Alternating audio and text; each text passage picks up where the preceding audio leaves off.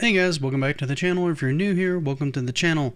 Today I want to talk about a series that was one that I had a lot of fun with as a kid, but seems to kind of be underrepresented in the retro market, and that's Adventures of LoLo. We'll talk about the company, how the character came about, and ultimately what happened overall.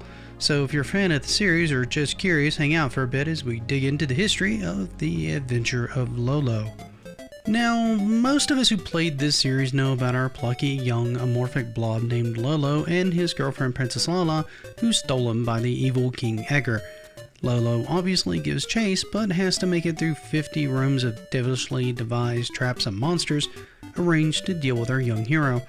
Lolo, being the clever hero he is, must make use of all the tools available to him in these rooms to block off aggressors, trap them in eggs, and navigate the room successfully in order to collect all the hearts in a given room and open the chest that will give him access to the next room. This will often wake up sleeping enemies that will then try to attack our hero, so hopefully you prepared your way to get to the chest beforehand, or you're in for a bit of a lethal surprise. The premise seems simple, however the levels get progressively harder and harder as you go.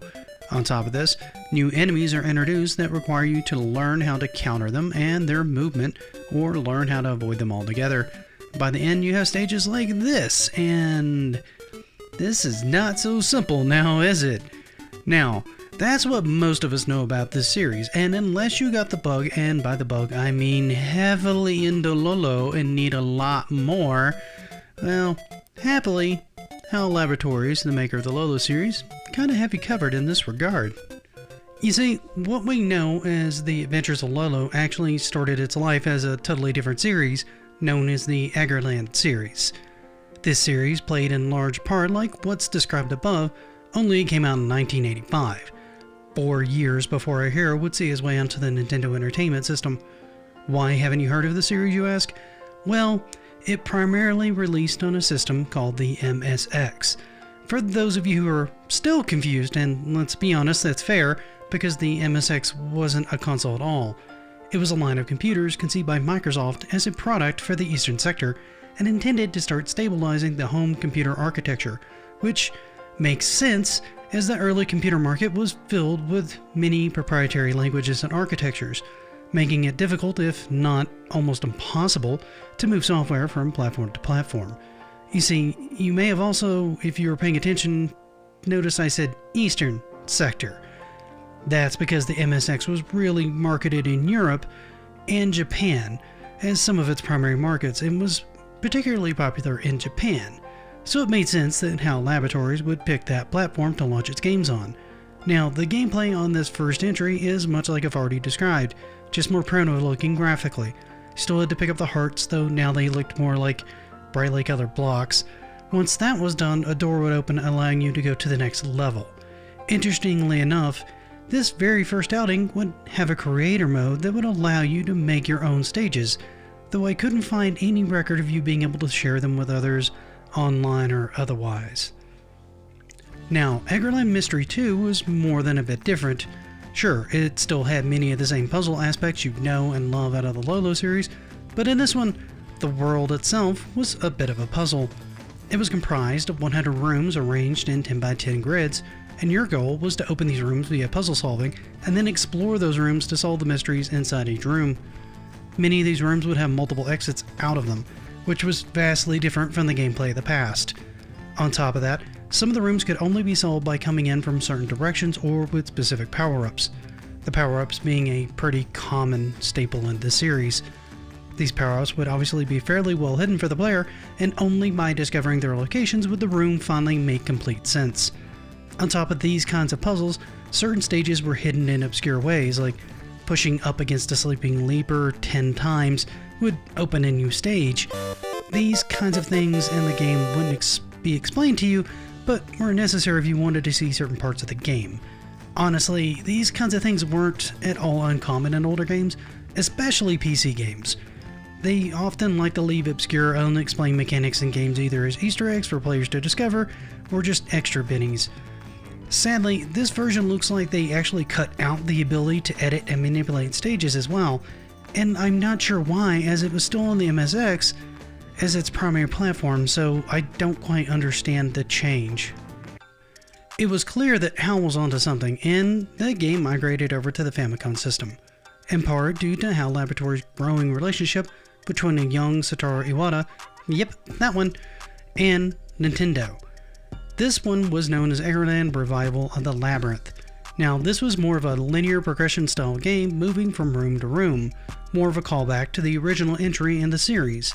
However, in this you needed to collect special keys to get into the last levels of the game, and a magic bell that you would use to complete the special dungeons, with the 4 gods that you would need help from in order to finish the game. The next game in the line would come out on the Famicom Disk System, and with good reason. You see, this one was called Eggerland Departure to Creation. This game had roughly 50 stages, and like many of the others, again progresses linearly.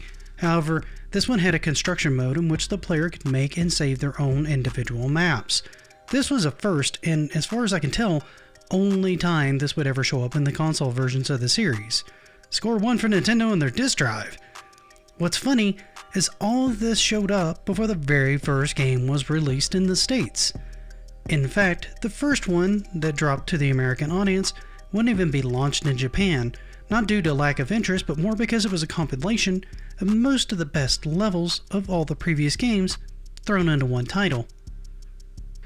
Adventures of LoLo 2 would be released in the United States shortly after the first one. Now, this game was a bit of a remix of the Eggerland series from before, with it sharing many of the same levels like the previous games and using much of the same tileset and monsters.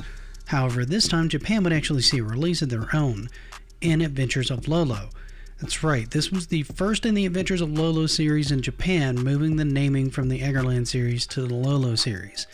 Now, this featured many different rooms and is rumored to have all completely original rooms made just for that game.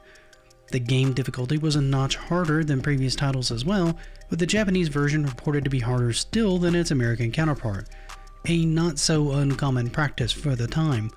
On top of this, the Japanese version also had some sprites that had been changed from the American ones, namely enemy designs of Gull, Rocky, Skull, and Don Medusa.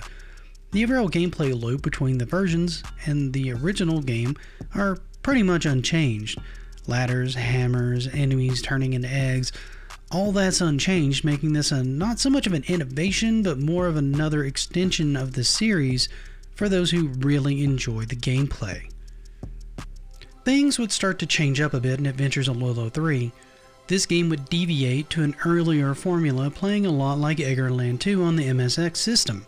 By that I mean it had more of an open world that could be explored, much of it being accessible, but parts of it being locked off until other stages or areas were completed.